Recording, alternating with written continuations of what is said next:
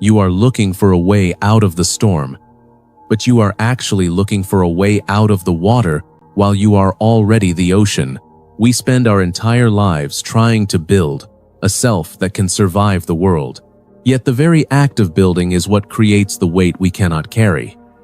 This is the great paradox of our existence, that we seek peace by adding more to our identity, when the only way to find it is to let the flame go out.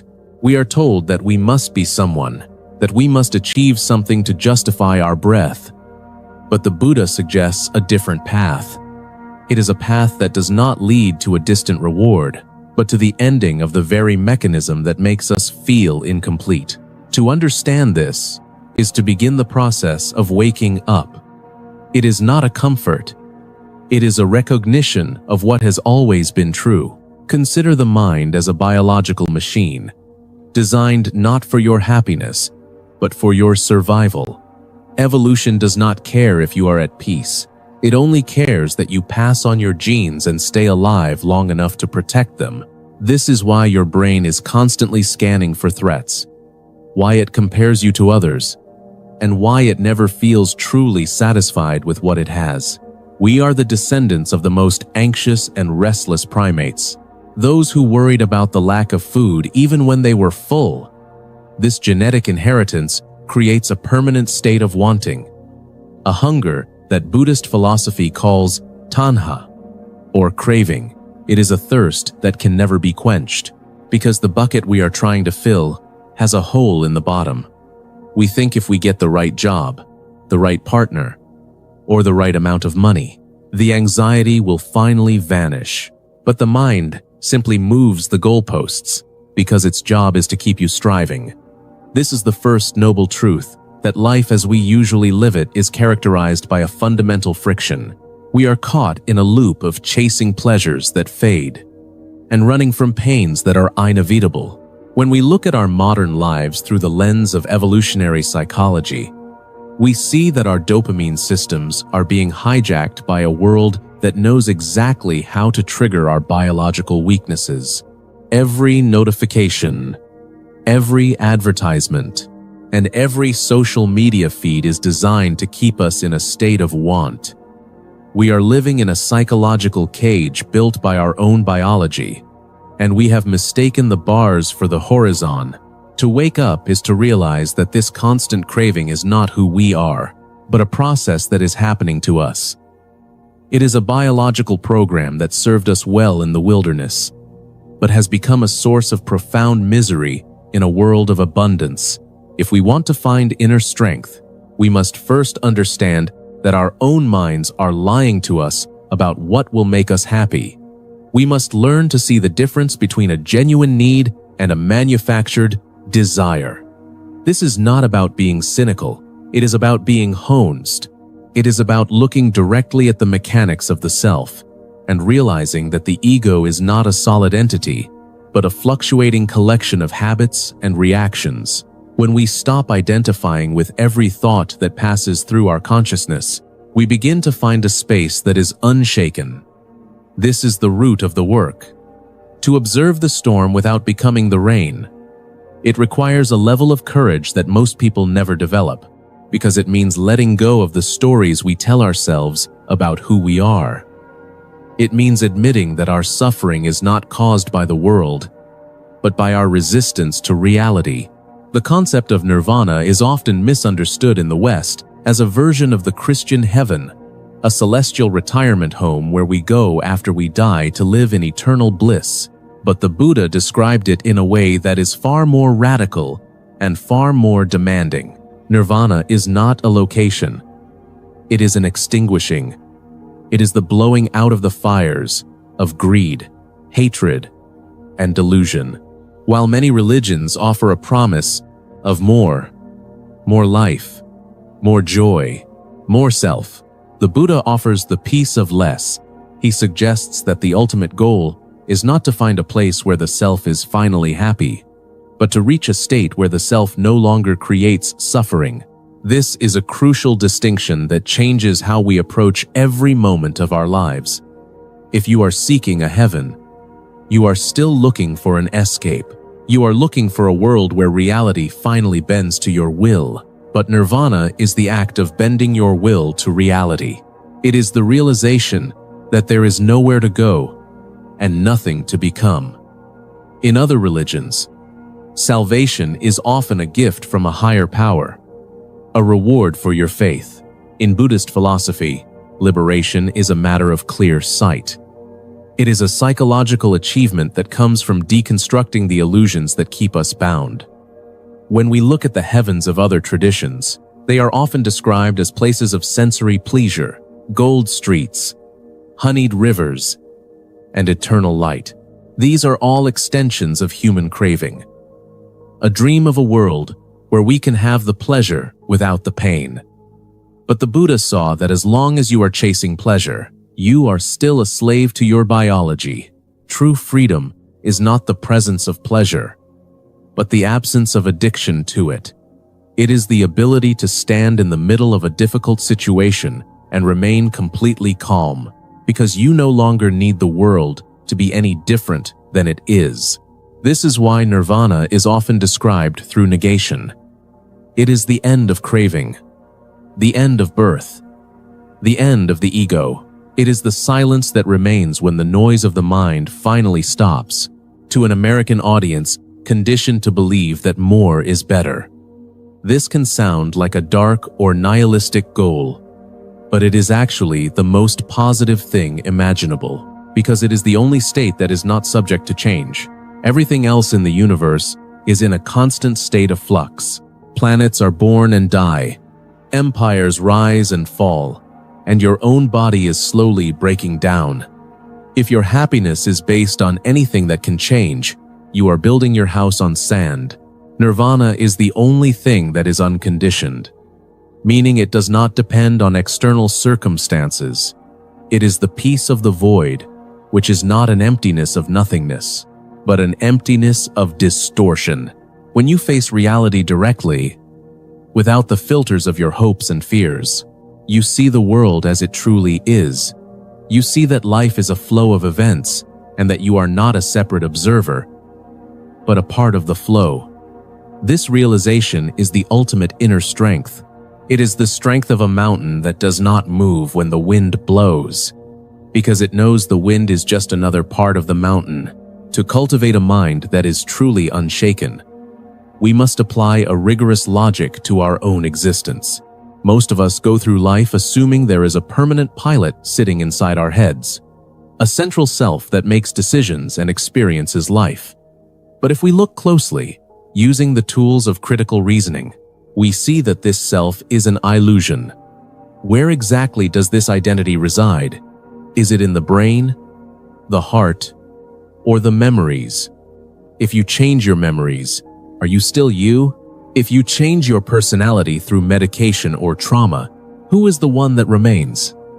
Buddhist philosophy encourages us to deconstruct the self into 5 aggregates: form, feeling, perception, mental formations, and consciousness. None of these things are permanent, and none of them can be called a soul. They are like the parts of a car. When you take away the wheels, the engine, and the seats, the car ceases to exist.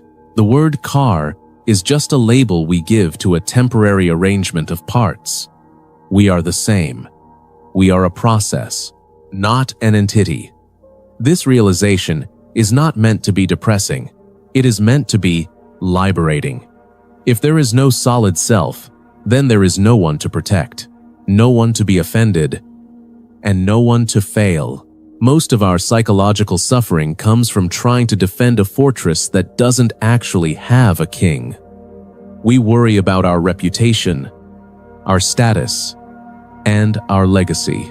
But these are just stories we tell ourselves to feel secure in a chaotic universe. When we apply multidimensional thinking, we look at our lives through the lens of cause and effect. We see that our thoughts are not our own. They are the result of our biology, our upbringing, and our environment. When a thought of anger arises, We can see it as a natural phenomenon, like a cloud passing in the sky, rather than a personal defect.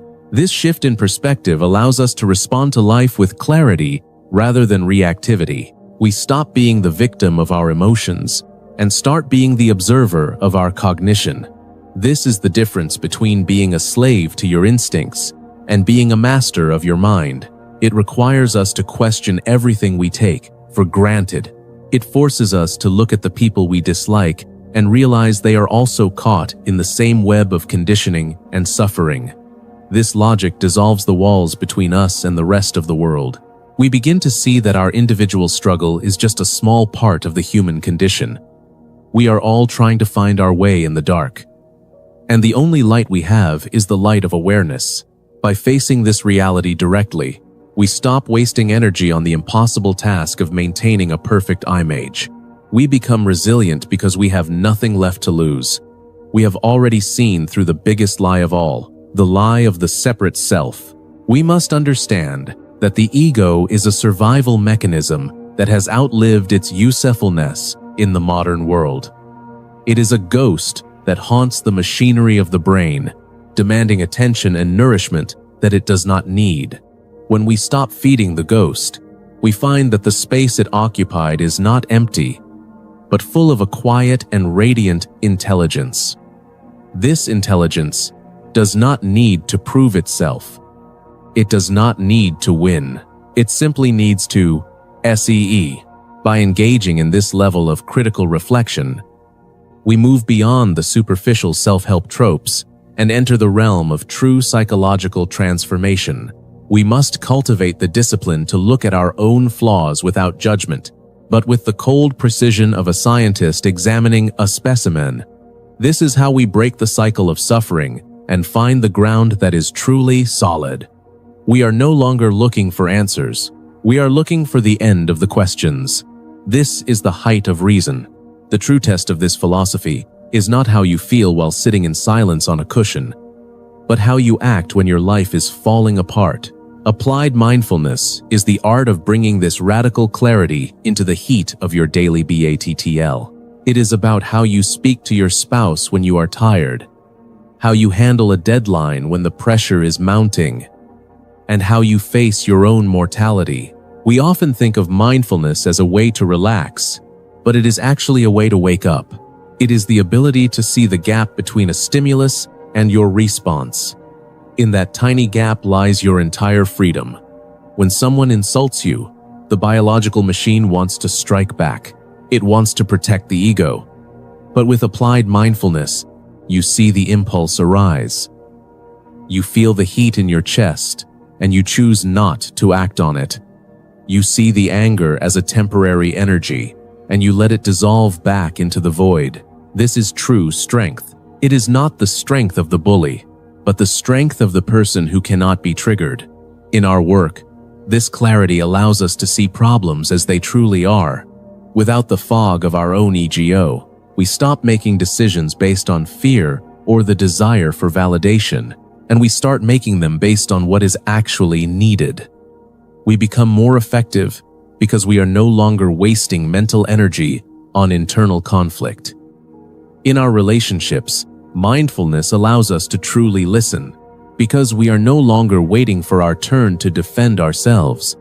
We see the other person not as a tool for our own happiness, but as another being struggling with their own ghosts. This creates a natural compassion that is not based on sentimentality, but on a shared understanding of reality. We stop trying to fix people and start witnessing them with a calm and steady presence. This is how we build a life that is unshaken by the ups and downs of fortune. We realize that the external world will always be unpredictable. Markets will crash, bodies will age, and loved ones will leave. If your peace depends on these things staying the same, you will always be in a state of terror. But if your peace is rooted in the clarity of your own mind, you can walk through the fire without being burned. You learn to appreciate the beauty of a flower precisely because you know it will wither. You find joy in the present moment because you have stopped trying to trap it in a cage.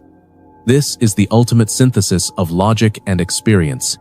It is the path of the warrior who has laid down their sword, because they realized there was never an enemy. We bring this wakefulness into every breath, every step, and every word. We live with an open heart and a sharp mind, fully engaged with the world, but never lost in it. It is about being intensely practical, using the teachings of the Buddha not as a dogma, but as a tool for navigating the complexities of the 21st century. We use our logic to dismantle our illusions, and we use our experience to verify the truth. Mindfulness is the bridge between the ancient wisdom of the forest and the modern chaos of the city. It is the only anchor that can hold us steady when the tides of life turn against us. This is a journey that never ends, because every moment offers a new opportunity to be awake. This is the applied power of the Dharma. It is the only way to live with dignity. You do not need to go to a mountaintop to find the truth. It is here, in the sound of your own heartbeat and the rhythm of your own breath. The journey is not about becoming someone new. It is about unlearning everything that prevents you from being who you already are. You have spent years building a wall between yourself and reality, but that wall is made of nothing but thoughts. Let them go and see what remains. The silence that follows is not a lack of sound. It is the presence of peace. It is a peace that the world cannot give and the world cannot take away. This is the end of the search and the beginning of a life lived in the light of clear sight. Now, take a deep breath and walk back into your world with your eyes wide open and your mind completely still. You are ready to face whatever comes.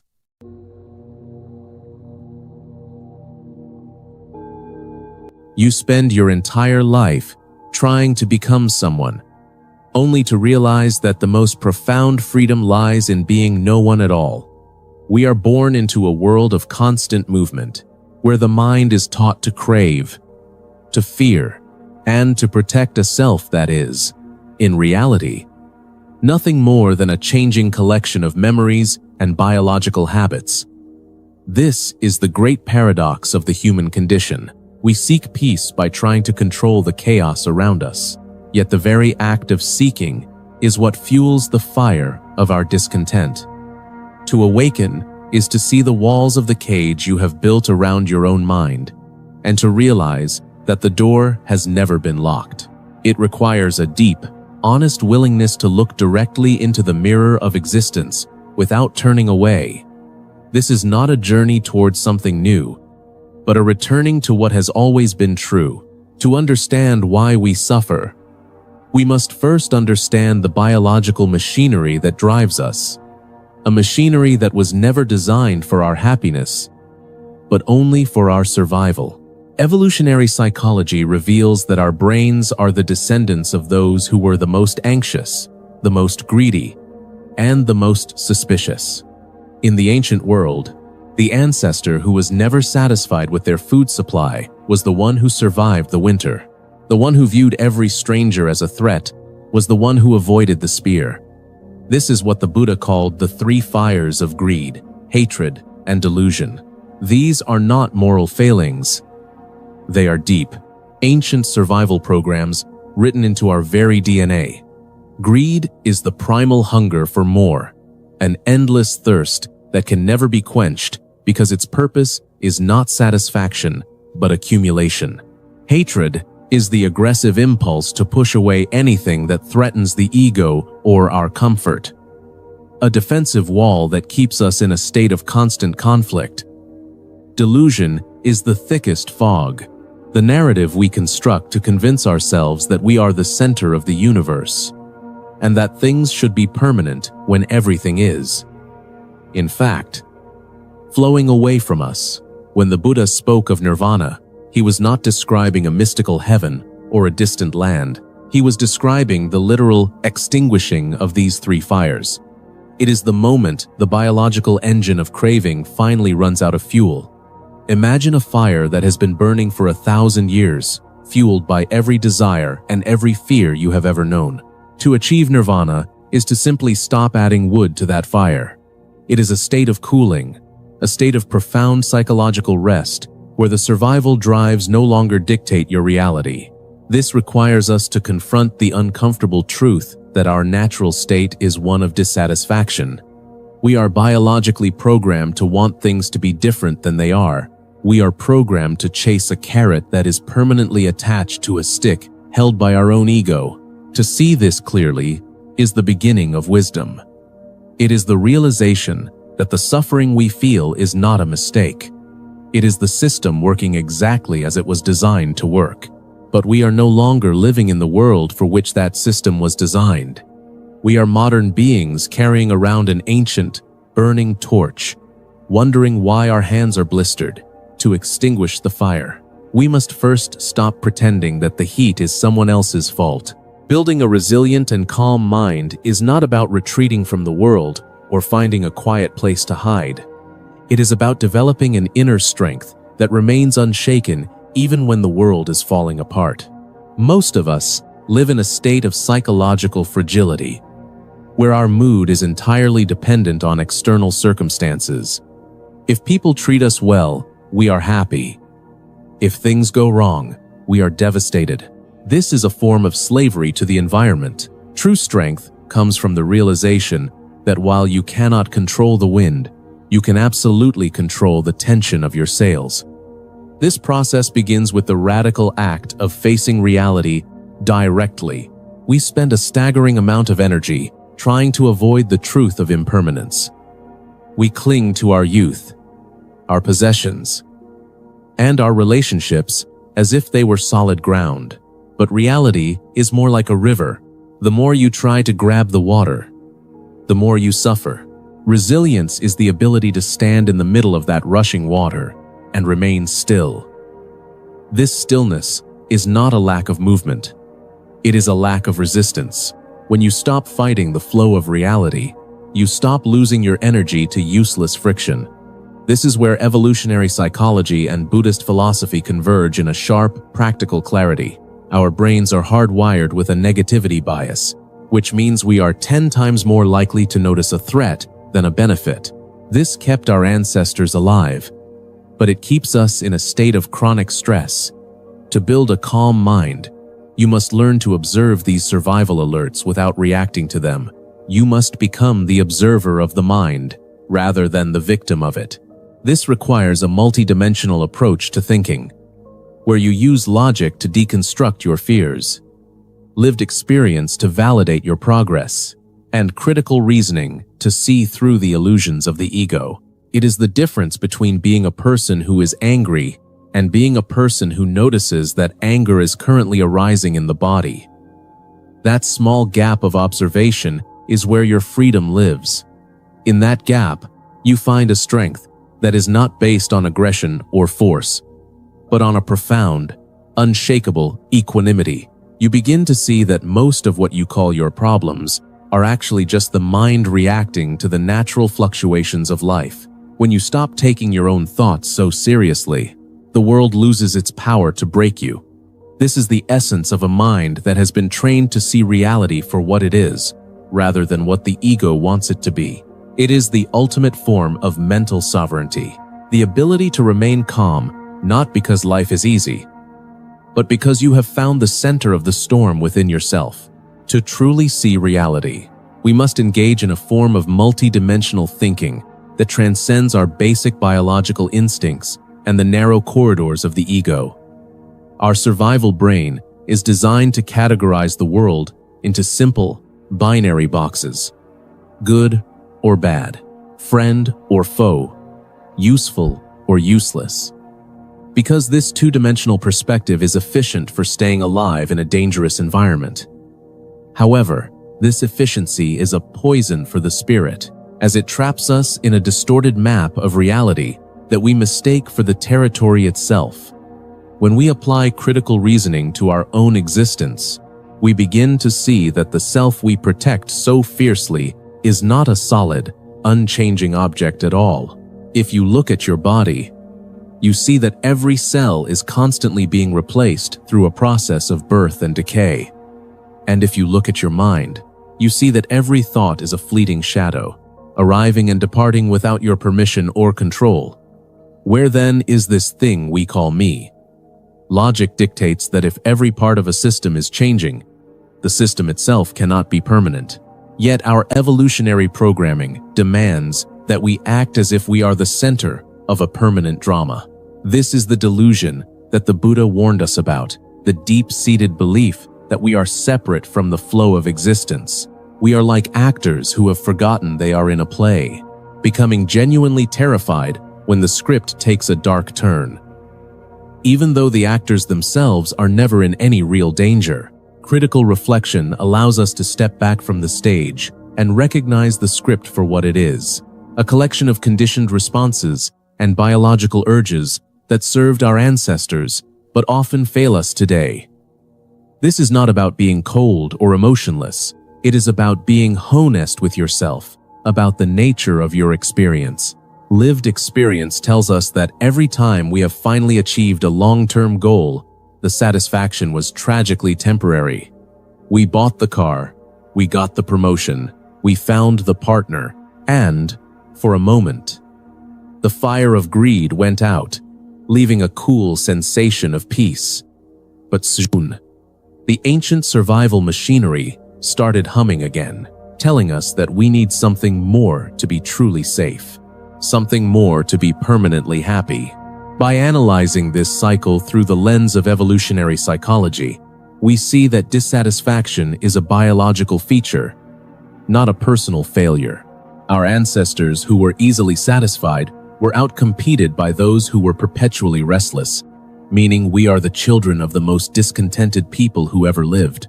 When you understand this logic, you can finally stop blaming yourself for your lack of lasting peace. You can start to observe the restlessness as a mechanical process, like the sound of an engine in the background, rather than the voice of your soul. This logical detachment creates a space where you can finally breathe, allowing you to analyze your life not through the lens of what you want, but through the lens of what is. This is the path to clarity, a way of seeing that recognizes the interconnectedness of all things, where you are no longer a solitary island fighting against the sea, but a part of the sea itself.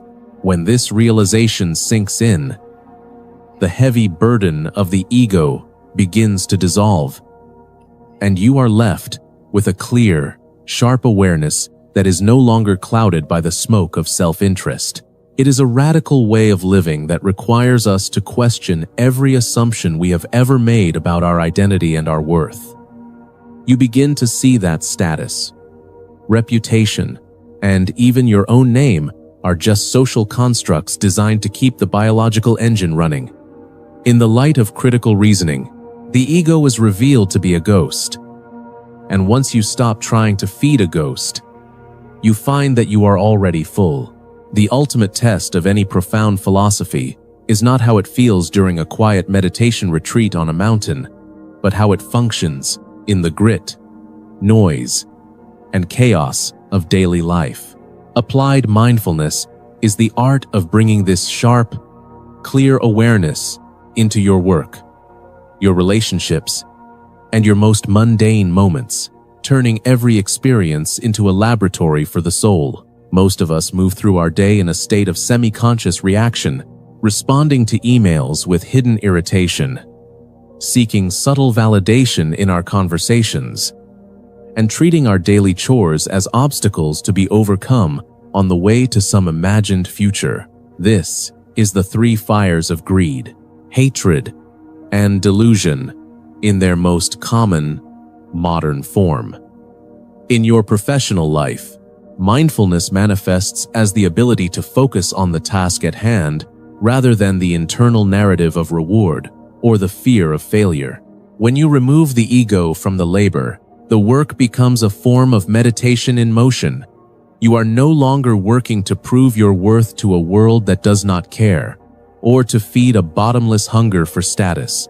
You are simply doing what needs to be done with total clarity and presence. This shift in perspective transforms the office or the studio from a battlefield of competing egos into a space of pure expression and service. In your relationships, the practice of extinguishing the fires is even more transformative and necessary for lasting peace. Most conflict arises because we are trying to use another person to extinguish our own internal flames of inadequacy. We want them to give us the security we lack, or we want them to change their behavior so we can feel more comfortable in our own skin. This is a form of relational greed that eventually turns into resentment when the other person inevitably fails to fulfill our impossible demands. When you face your own reality directly, you stop making these toxic demands on others to fix your internal state. You begin to see your partner, your friends, and your colleagues not as characters in your own personal movie, but as complex beings who are also struggling with their own heavy evolutionary programming. This realization births a compassion that is sharp, unsentimental, and incredibly powerful. You can set boundaries without the fire of hatred, and you can offer love without the chains of attachment, creating a foundation for a truly resilient connection. Daily life then becomes a series of constant opportunities to practice this stillness and observation. Whether you are stuck in heavy traffic or simply washing a single dish, you are either feeding the fire of your own discontent or you are letting it die out. Every moment of irritation is a signal to look inward and ask what specific part of the ego is trying to protect itself from reality. Every moment of craving is a chance to realize that you are already whole, and that the external object is just a phantom promise of a peace you already possess. This is not a passive state of bliss or a withdrawal from the world.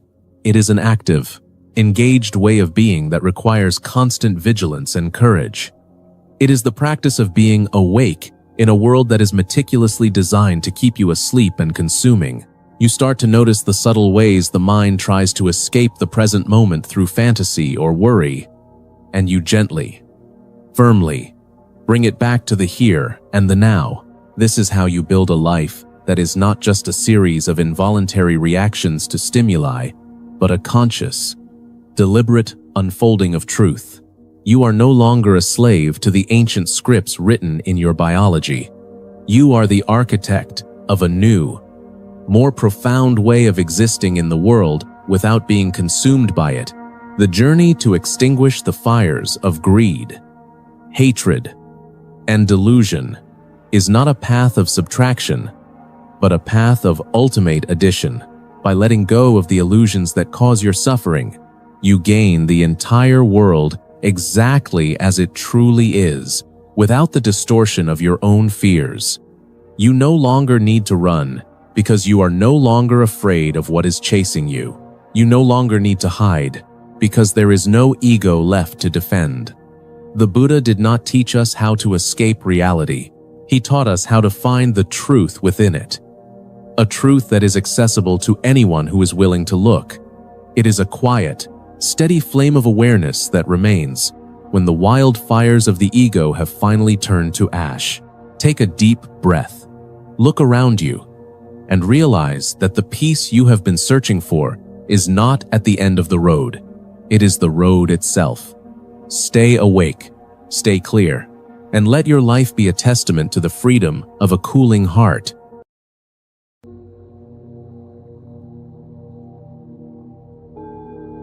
We spend our entire lives trying to arrive at a place where the noise finally stops, believing that peace is a destination found only when the world becomes quiet. But the paradox of the awakened mind is that it finds stillness while the fire is still burning, not after the flames have died out. You are currently trapped in a cycle of seeking, chasing a version of yourself that does not exist, while the reality of who you are remains hidden beneath layers of evolutionary programming and social conditioning. To see clearly is to realize that the exit is not a doorway. It is a shift in how you witness the very moment you are inhabiting. We must look directly at the mechanism of our own discontent, because only by understanding the cage can we truly inhabit the freedom that is already present within the struggle. The concept of sopadisesa nirvana is often misunderstood by the modern seeker, who imagines enlightenment as a disappearing act or a state of perpetual bliss that ignores the physical world. In reality, it is the state of nirvana with remainder, meaning the Buddha attained total liberation while his physical body and his human cognitive faculties were still functioning. He did not leave the world, he simply stopped being owned by it.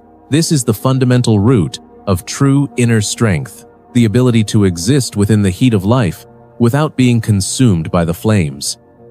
Our biological survival system is designed to keep us in a state of constant craving and fear because the brain does not care if you are happy. It only cares that you survive. From an evolutionary perspective, we are the descendants of those who were the most anxious, those who were never satisfied with what they had and always looked for the next threat or resource. This ancient programming creates a persistent background noise of lack, a feeling that something is missing or that we are not enough. When the Buddha spoke of suffering, he was describing this very friction between our biological drives and the nature of reality. To experience the remainder is to inhabit the human vessel, to feel the hunger, the exhaustion, and the aging of the bones. While the mind remains untouched by the narrative of victimhood, it is a radical form of acceptance that does not mean passivity, but rather a profound clarity that allows one to act from a place of stillness. We often think that we must change our circumstances to find peace, but the root of the problem is the perceiver, not the perceived. If you can see that your desires are merely chemical signals designed for survival in a world that no longer exists, you begin to loosen the grip of the ego. This is not a religious transformation. It is a psychological liberation from the tyranny of the limbic system.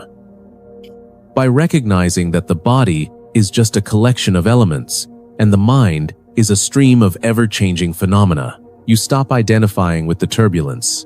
You become the ocean, which remains calm and deep even when the surface is lashed by a violent storm. This is the first step toward a resilient mind, realizing that your true nature is not the ripple of emotion, but the vastness that allows the ripple to occur. We must stop trying to fix the world and start fixing the lens through which the world is viewed, because a distorted lens will always show a broken reality. When we analyze the nature of our daily suffering, we find that it is almost always rooted in a refusal to see things as they actually are. Evolutionary psychology teaches us that our minds have evolved to prioritize narrative over truth, because a story that keeps us safe is more valuable for survival than an abstract reality that might get us killed. We categorize everything into good, bad, or indifferent, based on how it serves our immediate self-interest and our desire to propagate our identity. This creates a psychological prison where we are constantly reacting to ghosts of the past and shadows of the future, rather than engaging with the present. The Buddha suggested that the root of all delusion is this very fragmented way of thinking, where we see ourselves as separate entities fighting against an external universe. In truth, there is no separation, only a continuous flow of cause and effect that we try to freeze into permanent shapes. When you feel anger, or jealousy, or deep sadness, your mind is simply running an old program that was once useful for protecting your status or your resources in a primitive environment. However, in the modern world, these reactions are often maladaptive, causing us to suffer over social slights and imaginary losses that have no real power over our survival. To apply mindfulness is to perform a surgical deconstruction of these emotional states as they arise. Instead of saying, "I am angry," the awakened mind observes that there is anger present and then looks for the source of that heat. This shift in perspective is the difference between being a slave to your biology and being the master of your consciousness. We must cultivate a multidimensional way of seeing that accounts for our biological tendencies while leaning into our capacity for higher reasoning. Logic tells us that nothing lasts. Lived Experience shows us that change is the only constant, and critical reasoning reveals that our ego is a social construct with no solid core. When these three layers of understanding align, the illusions that cause suffering begin to dissolve. You start to see that the person you are so desperate to protect is actually a collection of memories and habits that change from one hour to the next. By letting go of the need to defend this fragile image, you gain a power that is truly unshakable. This is the essence of seeing reality directly. It is the courage to face the void of your own permanence and find that it is not a place of fear, but a place of infinite possibility. We spend 90% of our mental energy trying to maintain a fantasy of control. But when we accept that control is a myth, we finally find the strength to navigate the chaos with grace. This is the analysis of the human condition, a realization that our greatest suffering comes from our own resistance to the flow of life, and that our greatest freedom comes from surrender to the truth. To engage in true critical reflection, we must turn our gaze toward the very entity we call me. Logic dictates that for something to be permanent, it must be unchanging. Yet when we examine our physical bodies, our thoughts, or our emotions, we find nothing but flux. From the perspective of evolutionary psychology, the mind creates the illusion of a stable self because it provides a reliable coordinate for navigation in a complex social hierarchy. If you did not have a strong sense of I, you would not fight for your share of the resources or defend your status within the group.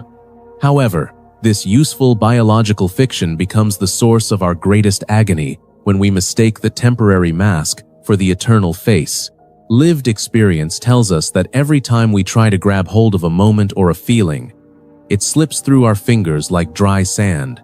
We suffer because we are trying to perform the impossible task of making the temporary permanent. Critical reasoning allows us to step back and see that the discomfort we feel is not a sign that something is wrong, but a signal that we are resisting the fundamental nature of entropy. When you look at your life through this lens, you realize that your anxieties are often just echoes of ancestral fears that have no relevance to your current reality. You are worrying about a loss of status in a digital world that does not even know you exist, or you are mourning a past that was never as solid as your memory claims. To reflect critically is to stop being the protagonist of your own drama and start being the witness of the play. This change in perspective is not about being cold or indifferent. It is about being honest with yourself about the reality of the situation. It is the realization that the self is not a noun. It is a verb. It is a process that is happening, not a thing that is. When you stop trying to protect the idea of yourself, you find that you have an incredible amount of energy left over for actually living.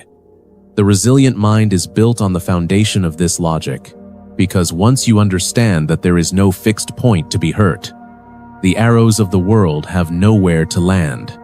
This is the radical insight that the Buddha lived every day, a state where the egoic structures had crumbled, leaving behind a vast, open space that was capable of holding everything without being broken by anything. We must ask ourselves why we are so afraid of losing a self that causes us so much pain. And in that question, the first cracks of freedom begin to appear. This process of deconstruction is the only way to arrive at a truth that is not dependent on circumstances, but rooted in the very structure of awareness itself. By looking at the parts, we see that the whole is a mental construct, and in that seeing, we are finally able to let go of the heavy burden of being someone special. True strength is found in the willingness to be nothing, so that you can finally be anything that the present moment requires. It is a deep, internal recognition that the identity you spend so much time curating is actually your smallest and most fragile attribute. When the identity is gone, the vastness remains, and that vastness is immune to the trivialities of the human struggle. Applying this clarity to the tapestry of daily life is where the theory becomes a living reality for everyone. It is one thing to feel peaceful in a quiet room, but the true test of an unshaken mind is found in the middle of a stressful workday or a difficult conversation. Applied mindfulness is the practice of bringing the same quality of observation to your desk as you would to a silent mountaintop. When a coworker criticizes your performance, the biological impulse is to defend the ego at all costs. But the awakened mind sees the surge of adrenaline as just another transient phenomenon. You recognize the physical sensation of heat in the chest, the tightening of the jaw, and instead of letting those sensations dictate your words, you remain the calm observer of the storm. This creates a space between the stimulus and the response, a space where wisdom is allowed to act. In our relationships, we often suffer because we are trying to make the other person conform to an image that we have created in our minds. We use them to bolster our own sense of security, or to fill a void that we are too afraid to face alone. But when you see reality directly, you stop projecting your needs onto others and start seeing them as they truly are. Complex beings who are also struggling with their own evolutionary ghosts and historical traumas. This level of clarity brings a profound compassion into the dynamic, because you realize that their anger or their selfishness is not a personal attack on you, but a symptom of their own internal friction and fear. In the realm of work, you begin to see your tasks as an expression of the present moment rather than a means to a distant and uncertain end.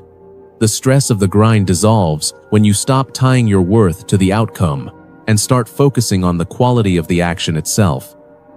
This is how you cultivate an inner strength that is not based on willpower, but on the total lack of resistance to what is.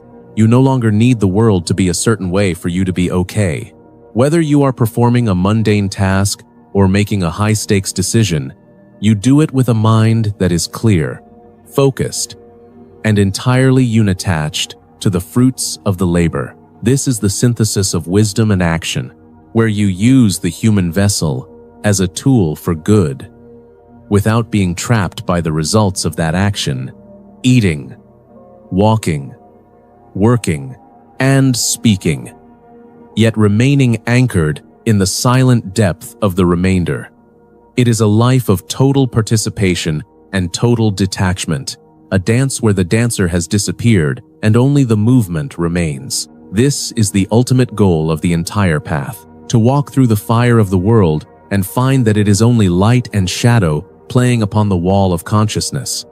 By living this way, you become a pillar of stability for others, not because you are special, but because you have found the place within yourself that is already free.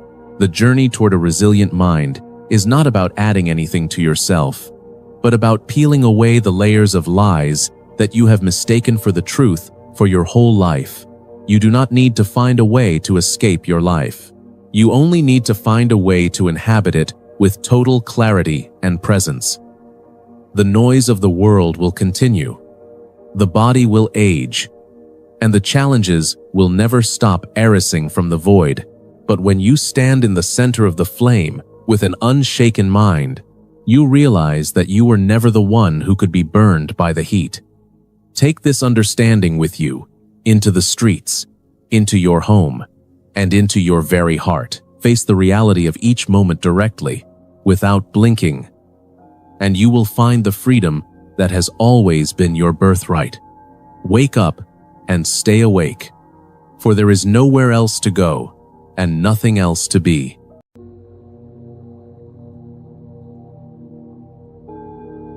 You spend your whole life trying to become someone, only to find that the person you created is the very one who suffers.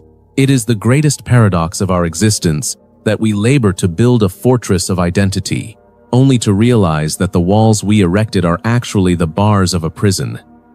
We are taught to look for fulfillment in the future, but the future is a mirage that recedes as we approach it. This is not a tragedy. It is a misunderstanding of how the mind works.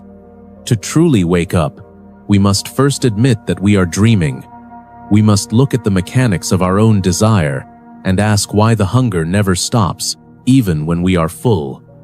This journey is not about escaping the world. It is about seeing it clearly for the first time. Our brains were never designed to make us happy. They were designed to keep us alive.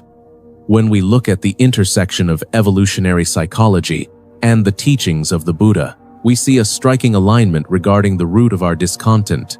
For millions of years, our ancestors survived because they were never satisfied with what they had. If an early human found a source of food and felt completely content forever, they would stop seeking and they would die. Evolution rewarded the anxious, the restless, and the perpetually hungry. This biological drive is what the Buddha called tanha, or the thirst that can never be quenched. We are modern people living with ancient hardware that is constantly scanning for threats and lack, even when we have a comfortable home, a stable job, and a loving family. The brain continues to whisper that something is missing. This is not because you are failing at life. It is because your biological programming is working exactly as it was intended. We are caught in a cycle of seeking pleasure and avoiding pain, a loop that the ancient texts describe as the wheel of samsara. In the modern world, this manifests as the hedonic treadmill, where we achieve a goal only to have our level of happiness return to a baseline almost immediately. We buy a new car and within 2 weeks it is just a vehicle. We get a promotion and within a month it is just more work. This constant state of reaching is the primary source of our agony. We believe that if we can just arrange the external world perfectly, we will finally be at peace. But the external world is made of shifting sand, and our biology is a fire that requires constant fuel. To understand the root of suffering, we must realize that our dissatisfaction is a survival mechanism that has outlived its usefulness. We are no longer running from predators on the savannah, yet we live with the same physiological tension. The Buddha recognized that this thirst is not a personal flaw, but a universal condition of being a sentient creature. When we stop blaming ourselves for our restlessness, we can begin to observe it with clarity. We can see that the urge to acquire, to become, and to possess is simply a series of electrical impulses and chemical reactions designed to ensure reproduction. By understanding the evolutionary roots of our desire, we gain a sense of detachment from our own cravings. We no longer have to be the slave of every impulse that arises in the mind, because we see the machinery behind it. This is the first step toward building a resilient mind that is not shaken by the winds of gain and loss. We must learn to sit with the hunger without needing to feed it. Only then can we begin to experience a type of freedom that is not dependent on circumstances, a freedom that comes from knowing the truth of our own nature. 2,500 years ago, under the shade of 2 sal trees in the small town of Kushinagar, the man who had spent 45 years teaching the way out of suffering reached the end of his physical journey. This event, known as the Great Parinirvana, represents the final transition into a state of existence that defies human logic. To understand this moment is to understand the core of Buddhist philosophy and the ultimate goal of human evolution.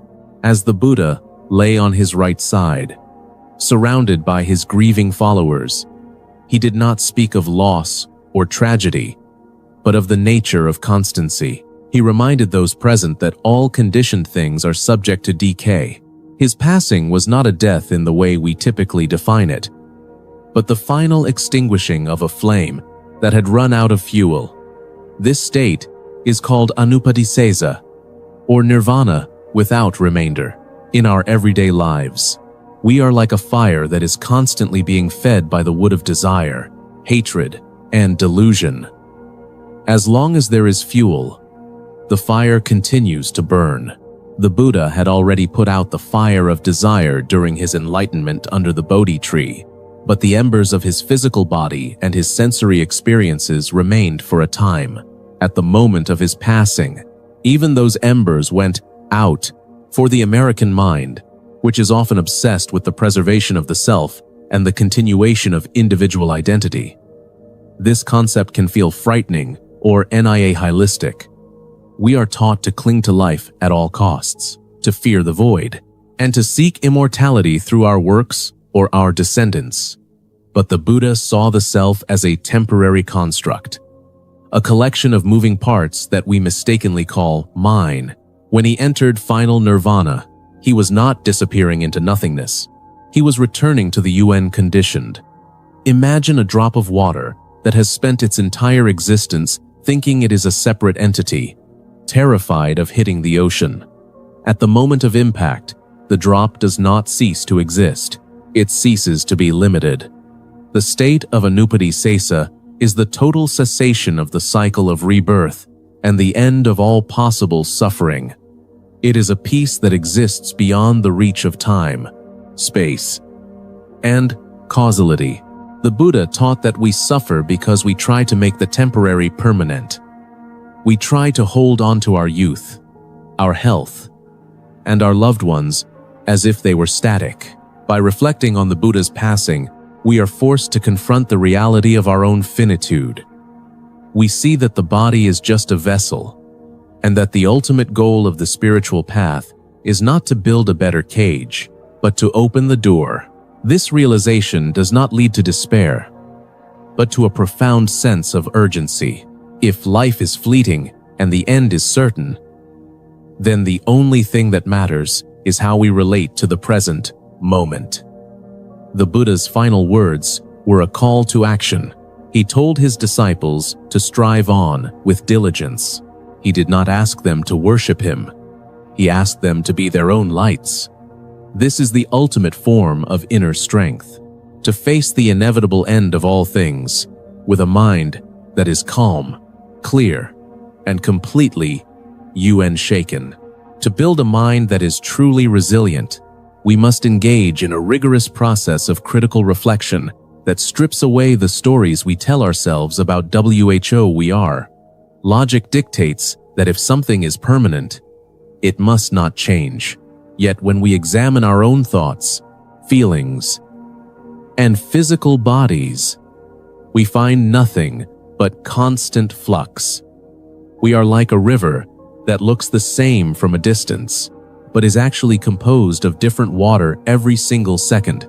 Evolutionary psychology suggests that our brains are masters of self-deception, creating a coherent narrative of a permanent self because it was advantageous for social cooperation. If we believe we are a stable entity, we can more effectively bargain, trade, and protect our status within the tribe. However, this useful fiction is the very thing that causes us to feel shattered when life does not go our way. We experience a setback at work, and we feel that our very being is under attack because we have fused our identity with our accomplishments. Multidimensional thinking requires us to step back and analyze these moments through the lens of objective reality. We must ask ourselves if the pain we feel is coming from the event itself or from the resistance we are offering to the event. Most of what we call suffering is actually a secondary reaction to a primary sensation. If you feel a sharp pain in your back, that is a physical sensation. But the thought that your life is ruined and you will never be able to walk again is an unnecessary layer of mental baggage. By using critical reasoning, we can begin to separate these layers. We see that the world does not have a personal vendetta against us. It is simply following the laws of cause and effect. When we stop taking our lives so personally, we gain a tremendous amount of strength. We realize that the self we are trying to protect is a ghost, a shadow cast by the intersection of memory and desire. This is not just a philosophical exercise. It is a psychological liberation from the tyranny of the ego. We spend so much energy defending a fortress that does not exist while the real world passes us by. To see reality directly is to acknowledge that we are part of a vast, interconnected web of events where nothing is truly separate.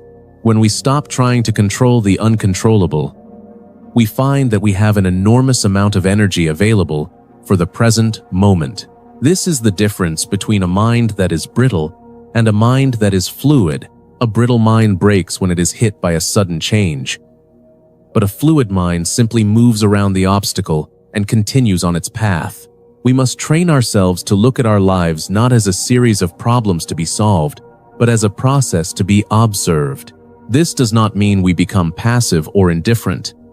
It means we act from a place of clarity rather than a place of fear. When we understand the mechanics of our own delusions, the illusions lose their power over us. We no longer have to be tricked by the shadows on the wall, because we have turned around to face the light of truth. Applied mindfulness is the art of bringing this radical clarity into the mundane details of our daily existence. It is not something that only happens on a meditation cushion. It is a quality of attention that we bring to a difficult conversation, a tedious task, or a stressful commute. When we are mindful, we are not trying to change our experience. We are trying to see it as it is. This is especially vital in our relationships, where the ego is most likely to cause conflict. Most of our arguments are not about the topic at hand, but about a perceived threat to our sense of importance. We want to be right. We want to be heard, and we want to be valued. If we can apply mindfulness in the heat of a moment, we can notice the physical tightness in our chest and the rising heat in our face without being swept away by the anger. We see the urge to strike back as just another biological impulse. And in that gap between stimulus and response, we find our freedom. We can choose to respond with compassion or silence, rather than reacting like a machine that has had its buttons pressed. In our professional lives, mindfulness allows us to work with a sense of purpose that is not tied to the final result, knowing that the outcome is subject to 1,000 variables beyond our control. This creates a state of flow where we are fully engaged but not stressed. We are no longer working for a future reward. We are finding the reward in the work itself. This shift in perspective is what allows a person to remain unshaken in a world of chaos. While everyone else is caught in a cycle of hope and despair, the mindful person stands on solid ground. They see the patterns of their own mind. They see the traps of the consumer culture that tries to sell them happiness, and they simply decline to participate. This is the true meaning of inner strength. It is the ability to be at home in your own skin, regardless of what is happening in the world outside.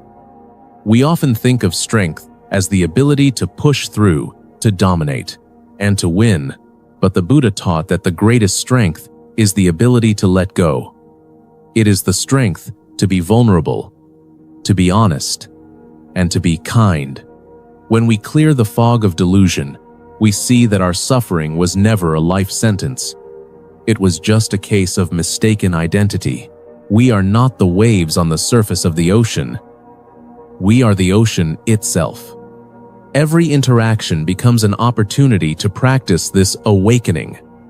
When we walk down the street, we are not just moving from point A to point B. We are experiencing the miracle of movement and the richness of the senses.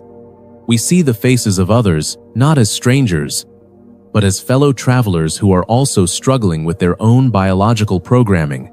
This realization brings a profound sense of empathy that dissolves the walls of isolation. We are no longer alone in our pain, because we see that everyone is carrying the same burden of the ego. By living with this awareness, we transform our lives into a living expression of the Dharma. We become a source of calm in a storm, a point of light in the dark. This is not a destination we reach, but a way of walking that we refine with every step. The journey we have discussed is not a path of accumulation, but a path of stripping away. It is the brave act of looking into the mirror of the soul and refusing to turn away. The Buddha showed us that the end of suffering is not found in a distant heaven, but in the deep understanding of the present moment.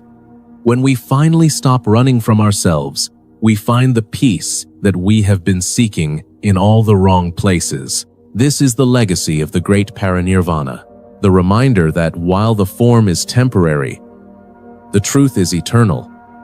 You do not need to become someone else to be free. You only need to stop being the person who is in your own way. Carry this clarity into your world. Let it inform your decisions, and let it soften your heart. The truth is not a secret to be discovered. It is a reality to be lived. Be your own light, and walk with the quiet confidence of one who finally knows the way.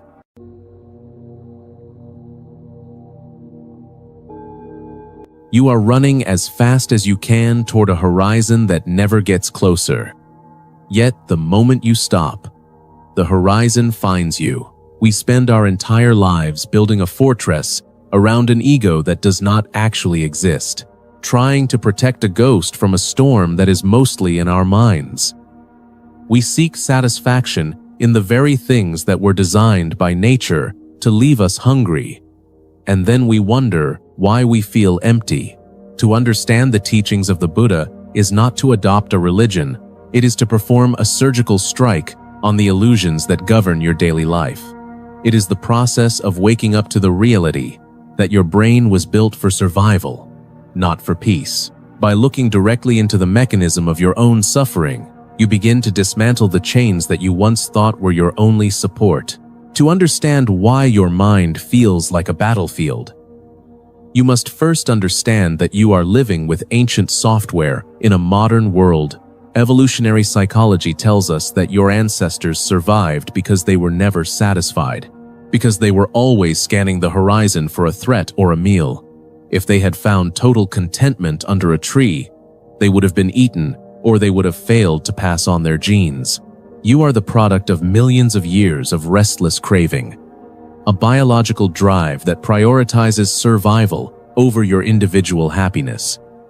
This is what the Buddha called tanha, the thirst that can never be quenched.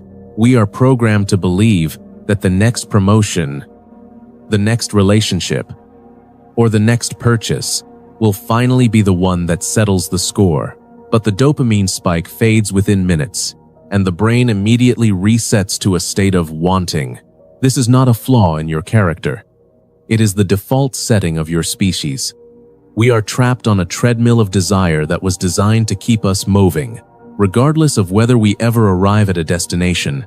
When we feel that familiar ache of anxiety or that sense that something is missing, we are simply experiencing the friction of our own biology. The Buddha recognized this cycle and called it dukkha, a word that translates more accurately to a wheel that is off-center. Life feels out of balance because we are asking our environment to provide a level of permanence that it is incapable of giving. We try to grasp water with a clenched fist, and then we feel betrayed when it leaks through our fingers. The root of our pain is not the world itself, but our insistence that the world should be something other than what it is. We fight against the flow of change because we are afraid of losing what we think we own. But if you look closely at your own history, you will see that every moment of profound peace came when you finally stopped struggling against the present moment. True tranquility is not the absence of challenges, it is the absence of the internal war against those challenges. By seeing the evolutionary pressure for what it is, you gain the ability to step back from the reactive mind. You begin to realize that you do not have to be a slave to every impulse that bubbles up from your nervous system. You are not your cravings. You are the awareness that perceives them. This realization is the first step toward a freedom that is not dependent on circumstances. It is the shift from being a victim of your instincts to being an observer of your own life. Once you see the trick, the illusion loses its power over you. This is the path toward the resilient and calm mind that remains unshaken by the storms of the external world, a goal that requires us to face our biological inheritance with unwavering honesty. We are no longer children crying for a toy that will inevitably break. We are adults who have finally understood the nature of the game. Facing reality directly requires a level of courage that most people spend their whole lives avoiding. We prefer the comfort of our illusions because the truth often feels like a threat to the stories we tell about ourselves. We construct a narrative where we are the center of the universe, the hero of a movie that must have a happy ending. But the universe does not follow our script. When things go wrong, We interpret it as a personal failure or a cosmic injustice, rather than seeing it as the natural unfolding of cause and effect. The Buddha taught that we suffer because we project our own desires and fears onto a world that is essentially empty of the meaning we give it. This does not mean that life is meaningless, but rather that it is a blank canvas upon which we paint our own distortions. To see reality clearly is to see things as they are, without the heavy filter of the ego. It is like looking into a lake after the ripples have settled, allowing the sediment to fall to the bottom so that the water becomes transparent. Most of us are living in the ripples, reacting to every movement on the surface without ever seeing what lies beneath. We are obsessed with labels and categories, trying to freeze a fluid world into solid blocks that we can control. We label people as friends or enemies, events as good or bad, and ourselves as successful or failures. But these are just mental constructs that we have inherited from a culture that thrives on division. When you strip away the labels, you are left with the raw data of experience. You see that your anger is just a sensation in the chest, that your fear is just a tightening of the throat, and that your thoughts are just fleeting clouds in a vast sky. This is not about being cold or detached. It is about being profoundly connected to the truth. When you stop fighting against the facts of your life, you stop wasting the energy that could be used to navigate them. You realize that much of your suffering is optional, a layer of resistance that you add on top of the inevitable pains of being human. If you lose your job, that is a challenge. But the story you tell yourself about being worthless is the source of the suffering. Evolutionary psychology explains that we are wired to catastrophize, to imagine the worst-case scenario so that we can prepare for it. But in the modern world, this mechanism is constantly misfiring, creating phantom lions in every office cubicle and social interaction. We must use our critical reasoning to analyze these internal signals.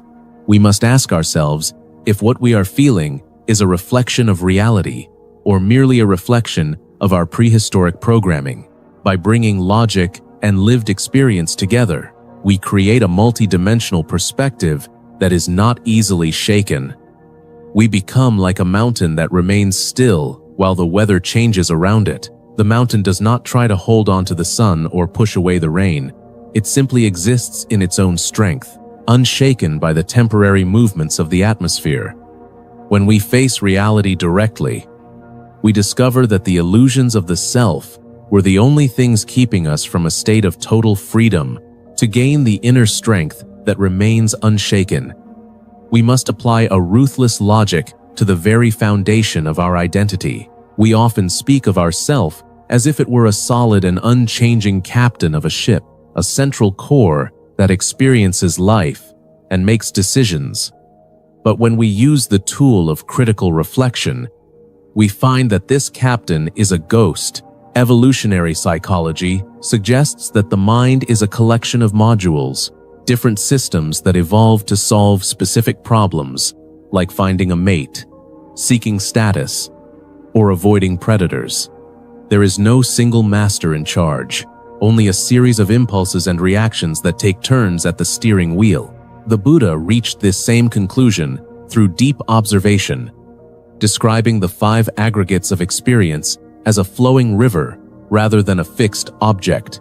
If you look closely at your own experience, you will see that you are a process, not a person. You are a shifting mosaic of physical sensations, perceptions, mental formations, and consciousness, all dancing together in a constant state of flux. When you realize that there is no fixed self to defend, the need to be offended or hurt begins to evaporate. Why should you spend your life protecting a shadow or building a monument to a cloud? We cling to the idea of a permanent self because it gives us a sense of security in a chaotic world. But this clinging is the very source of our anxiety. It is the logical error of trying to hold a wave in a bucket. By analyzing our lives through the lens of cause and effect, we see that every thought and emotion has a specific origin. Your anger is not you. It is a biological response to a perceived threat to your status or safety. Your sadness is not you. It is the brain's way of conserving energy after a perceived loss. When you treat your internal states as data points rather than personal truths, you gain a massive psychological advantage. You can observe the storm of your emotions without being drowned by it. This is not a state of indifference. It is a state of supreme clarity. It is the ability to see the machinery of the mind in action and choose not to be a gear in the works. Lived experience tells us that when we stop taking our thoughts personally, we stop being victims of them. We begin to use our critical reasoning to question the narratives that our ego spins to keep us small. We ask ourselves, who is the one that is currently suffering? And where does that one exist? In the space of that question, the suffering often loses its grip. We find that we are not the protagonist of a tragedy, but the vast space in which the play is unfolding. This realization is the ultimate resilience, because you cannot break something that is not a solid object. You become like the air, which cannot be cut by a sword or burned by a fire. Applied mindfulness is the art of bringing this razor-sharp clarity into the heat of your daily battlefield. It is not something you do only on a cushion in a quiet room. It is something you do while you are stuck in traffic, while you are being criticized by a manager, or while you are navigating a difficult conversation with a partner. The goal is to develop a mind that is both soft enough to be compassionate and hard enough to be unshakable. In our modern American culture, we are constantly bombarded by invitations to lose our center. We are told that we need more, that we are not enough, and that our worth is measured by our productivity. But a mind trained in the teachings of the Buddha sees through these commercial deceptions. You realize that you can be fully engaged in your work without being attached to the outcome. You can strive for excellence because it is the right thing to do, not because you are trying to feed a hungry ego. This shift in perspective transforms the nature of stress. When you are no longer trying to protect a fragile self-image, work becomes a form of play. In your relationships, mindfulness allows you to see others not as tools for your own satisfaction, but as fellow travelers who are also struggling with their own biological programming. You stop demanding that they be the source of your happiness, which ironically allows you to love them more deeply. You become a person who can listen without judging and speak without the need to win. This is the ultimate form of power, the power of a calm presence that does not require anyone else to change for you to feel at peace. You begin to move through the world with a sense of tranquility that is contagious. People are drawn to those who are not easily triggered, because your stability becomes a refuge for them as well. Seeing reality directly means acknowledging that everything is in a state of decay, including your own body and your most precious possessions. Instead of letting this fact lead to despair, you let it lead to a profound appreciation for the present. You stop waiting for a future moment to be happy and realize that the only time you can ever be happy is now. You bring your full attention to the taste of your coffee, the feeling of the wind on your skin, and the sound of a loved one's voice. By escaping the illusions of the past and the future, you enter the only reality that actually exists. This is the synthesis of logic and experience, the place where the ancient wisdom of the Buddha meets the modern challenges of the human condition. It is a way of living that is both deeply practical and spiritually profound, allowing you to stand in the center of the storm and feel nothing but the stillness of the EYE. The journey toward the ultimate happiness of tranquility is not about adding anything to yourself. It is about the subtraction of everything that is false. It is the realization that the peace you have been hunting for on the outside has been waiting for you to stop running. We began with a paradox that the moment you stop chasing the horizon, it finds you. This is the essence of the waking state. You do not need to construct a resilient mind. You only need to stop tearing it apart with your own attachments. When you drop the heavy bags of expectation, desire, and ego. You find that you are already standing on solid ground. The Buddha did not offer a dream. He offered a way to wake up from the nightmare. He showed us that the ultimate strength is not found in control, but in the total lack of resistance to the truth.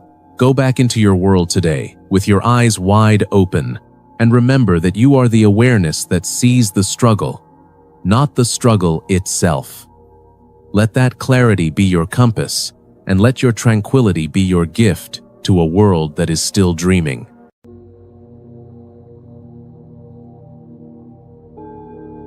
We spend our entire lives trying to become someone, yet the ultimate truth is that we only find peace when we stop trying to be anything at all. We are like travelers searching for a home that we never actually left, because the very act of searching creates the distance between where we are and where we want to be. The mind is a master of illusion, a sophisticated machine designed by thousands of years of evolution to keep us moving, to keep us hungry, and to keep us afraid. This internal noise is not who we are, but we have mistaken the static for the music for so long that we have forgotten the silence beneath it. To understand the teachings of the Buddha is not to learn something new, but to unlearn the layers of survival instincts that have buried our original nature under mountains of anxiety and desire. The journey begins by recognizing that your brain was never designed to make you happy. It was designed to keep you alive. For millions of years, our ancestors survived because they were masters of dissatisfaction, always scanning the horizon for threats and never feeling fully satisfied with what they had. This evolutionary programming is the root of what we call the ego, a mental construct that views the world as a series of problems to be solved and enemies to be defeated.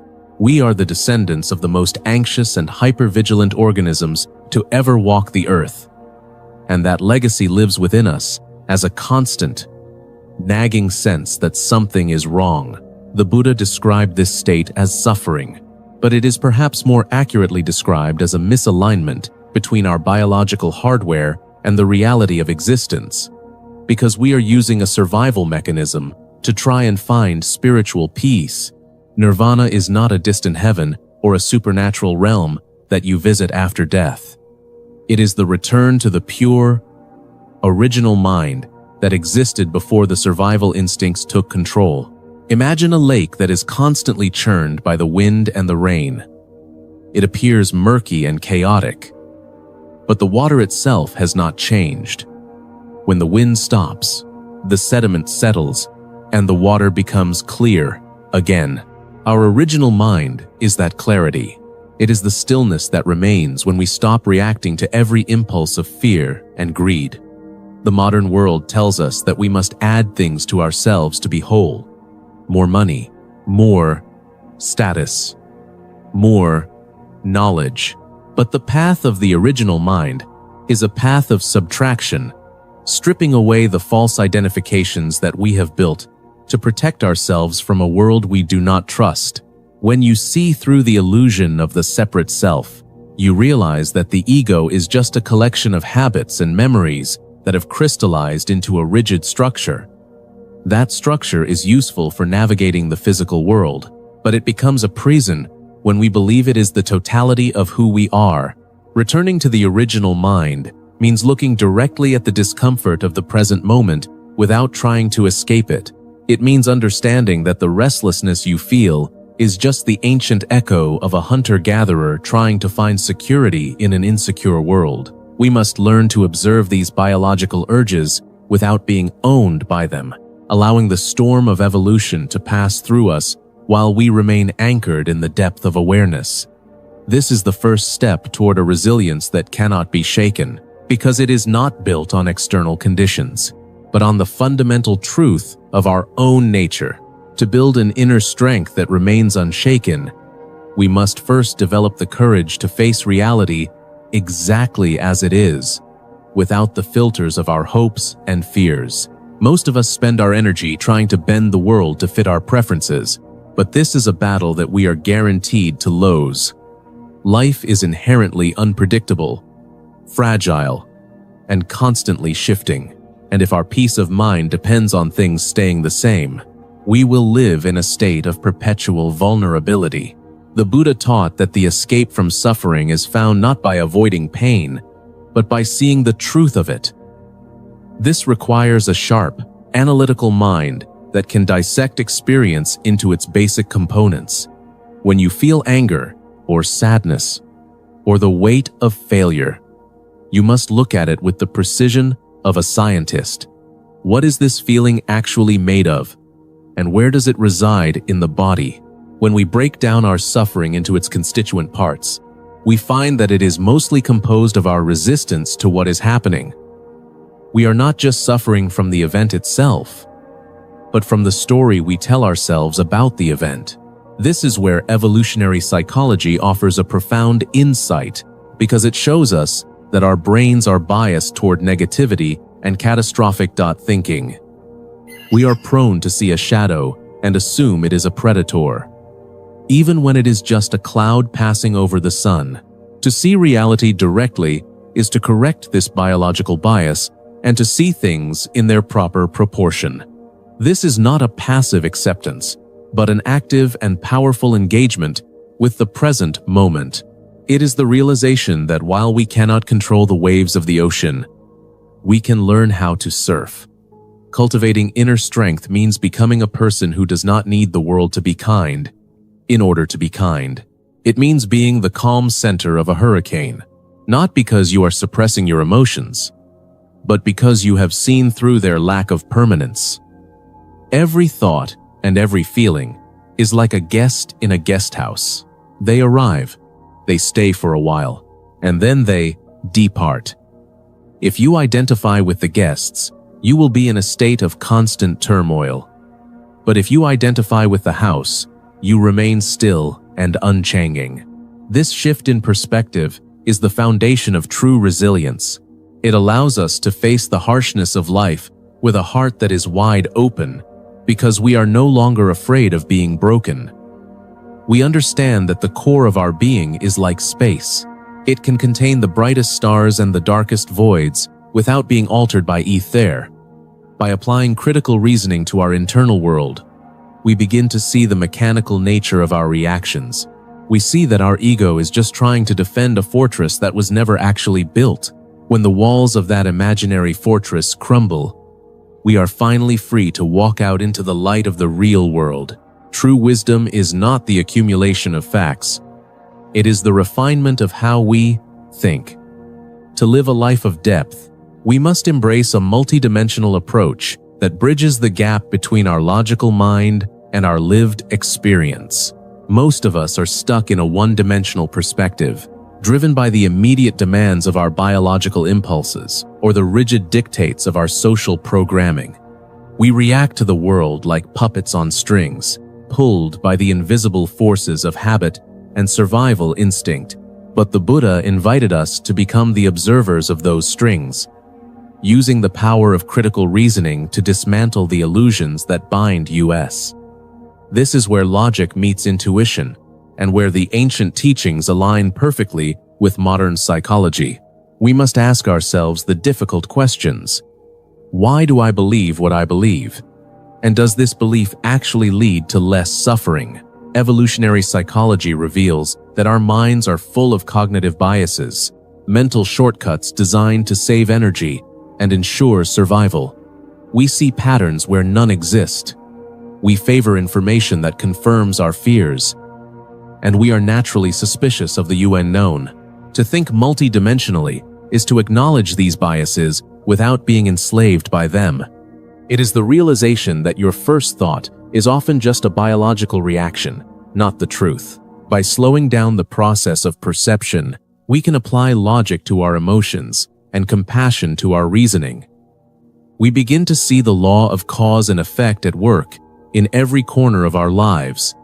Every action we take, every word we speak, and every thought we nourish is a seed planted in the garden of our consciousness. If we plant seeds of resentment, we cannot expect to harvest peace of mind. This is not a moralistic judgment, it is a logical reality. Lived experience proves this to us every single day. if we are brave enough to pay attention. We must stop looking for external saviors or magical solutions to our problems, and instead become the masters of our own mental architecture. This requires a relentless honesty, a willingness to admit when we are wrong, and to let go of the identities that no longer serve us. When we integrate our logic with our experience, we develop a type of intelligence that is both sharp and compassionate. We no longer see the world as a place of separate objects, but as a vast web of interconnected events and relationships. This realization is the end of the isolated ego, and the beginning of a life lived in harmony with the way things actually are. It is the bridge between the animal brain and the awakened mind, a path that requires both the heart of a poet and the mind of a mathematician. We must learn to trust our own ability to discern the truth through careful observation and rigorous inquiry. This is the only way to break the cycle of confusion that keeps us chasing shadows in a world of light. It is a commitment to seeing the world through eyes that are no longer clouded by the fog of ancestral fear. The ultimate goal of this journey is not to escape from the world, but to be more fully present within it. Applied mindfulness is the practice of bringing the clarity of the original mind into the messiness of our daily existence.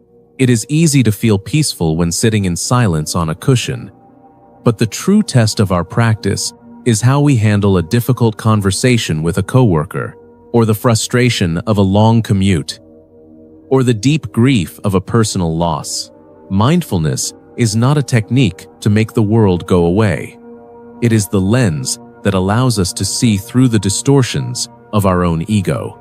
In our professional lives, this clarity allows us to act with precision and purpose rather than reacting out of a need for validation or a fear of failure.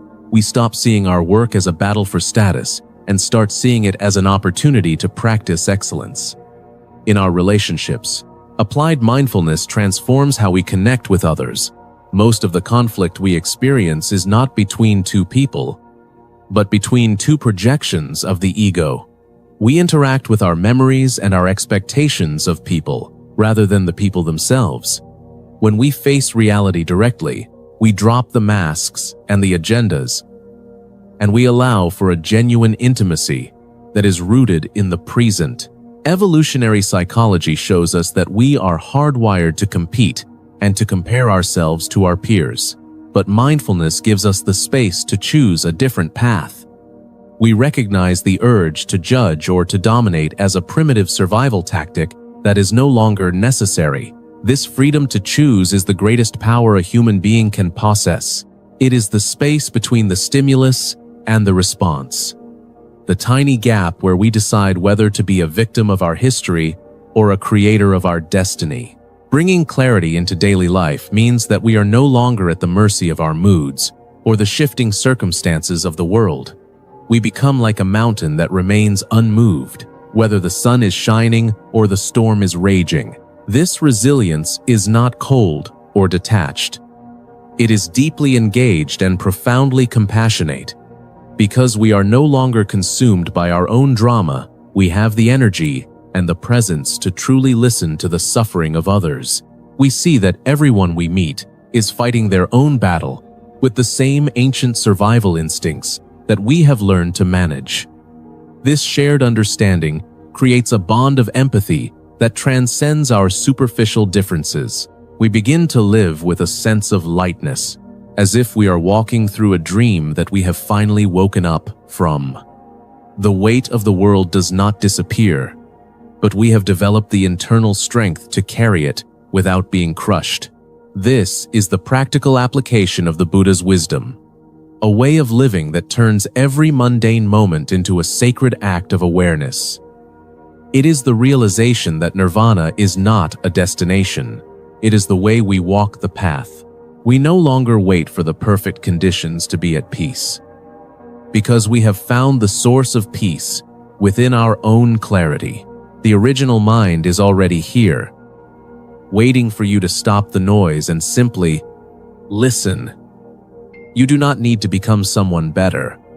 You only need to stop being the one who is afraid. Face the reality of this moment with an open heart and a sharp mind, and you will find that the peace you have been searching for has been your own nature all along. The illusions of the ego will continue to arise, but they will no longer have the power to deceive you. You are the stillness beneath the movement, the silence beneath the sound. Walk forward with clarity, act with compassion, and remain unshaken. The truth is not something you find. It is something you are. It is the light that has always been shining, even when the clouds were at their thickest.